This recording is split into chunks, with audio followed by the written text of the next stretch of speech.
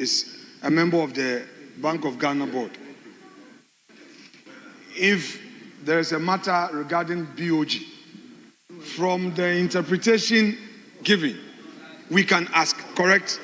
The majority leader says yes. Please pay attention to the majority leader. Don't be in a hurry to oppose me. He says yes. So, Honorable Majority Leader, you are chair for CMC. So if we need any matter on cocoa marketing company, we can file a question, then you will come and answer. Would you mount the dispatch box too? Okay, very well. Mr. Speaker, I think that the precedents, no, don't worry, Mr. Speaker, I think the precedents must be on record. Yes. The majority leader has made an application. He has given an interpretation. Mr. Speaker, we on this side are not opposed to the application. We need you to pronounce on it so that we bring the matter to a peaceful rest. With that interpretation, and I know the first deputy speaker is now chairman of a board, SIC. Yes. So if there is any matter regarding SIC from this, we can invite him. The deputy majority leader is a chair for GRA. So any issue regarding GRA, we can invite him. National premix. Don't worry. No problem. That's okay. It's okay. Mr. Speaker, Mr. Speaker, this is not a big deal at all. This new precedents will guide us. So, Mr. Speaker, please pronounce on it. Well. Yes. Well. Honourable members. Let the records capture. Honourable members, I think this is a very simple matter. Once the standing orders is clear about it, a member can be brought here. Once we know he is asked to do certain duties, we can bring that member here to respond to any issue, any question relating to that particular issues.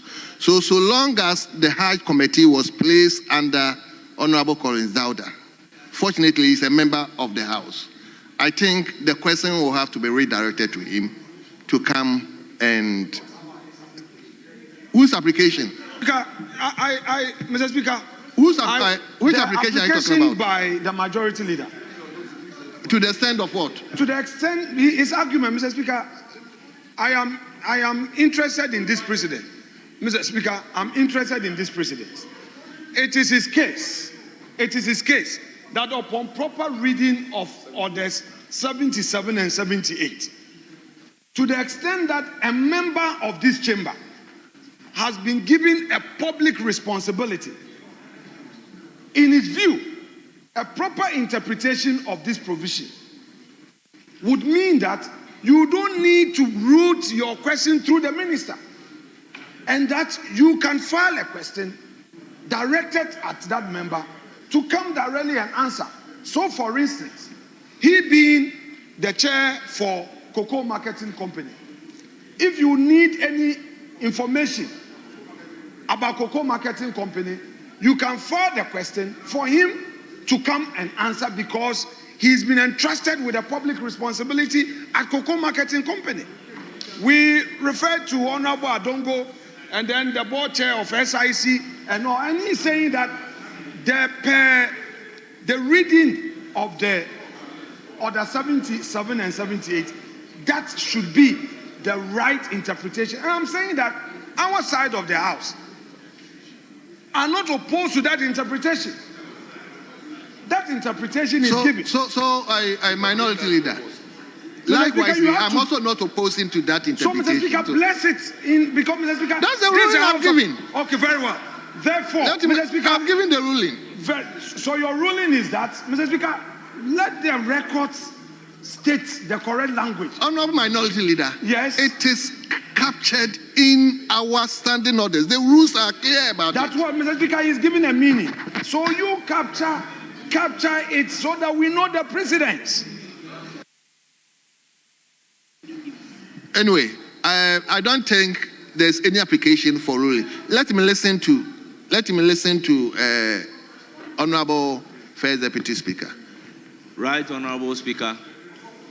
I agree that the rules are very clear. We know that by practice, when a president of a country forms a committee to perform a task, that committee doesn't report to a minister. The committee reports directly to the president. Right, Honorable Speaker, on that note, the answer provided by the minister responsible for local government, chieftaincy, and religious affairs is in place. So, right, Honorable Speaker, the issue of whether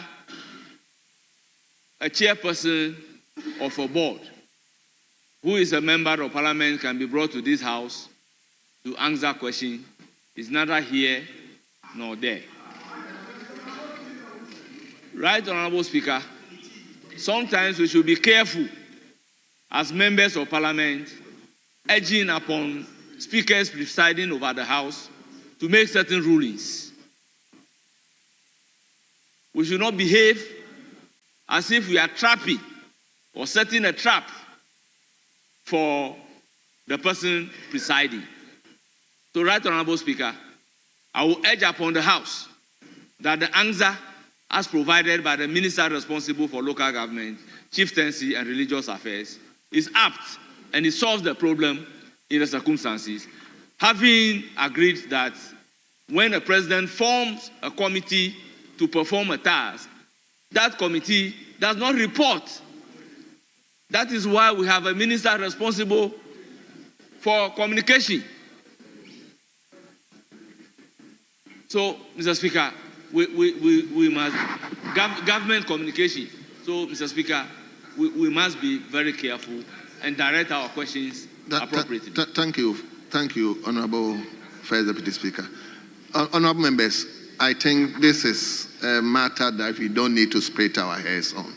The minister has responded. He says that committee set by the president was placed under somebody. So, likely that, fortunately, that person is also a member of parliament. So it's just a matter of redirecting the question to the person to come and respond to us. I think we need to bring a crucial to this particular leader. Mr. Speaker, since this house is a house of records, when certain statements are made and an appropriate answer is not provided to, it stays in the record as though that's a success and it's right. Mr. Speaker, the honorable member who spoke,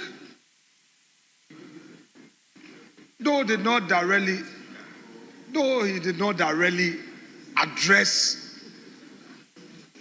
the concerns I raised, he implied that my request to you to pronounce on the matter amount to setting a trap for you. Mr. Speaker, never. Let the facts remain sacred. It was a majority leader who, through his intervention, made an interpretation to the rules 77 and 78 and invited you to acknowledge, saying, I got up on my feet to say that, well, if that is what he's saying, it means that if you were a board chair, then and a member of this house, a question would then have to be filed for you to come and answer, to the extent that you have been entrusted with the responsibility to undertake. Those were the views of the majority leader and not mine.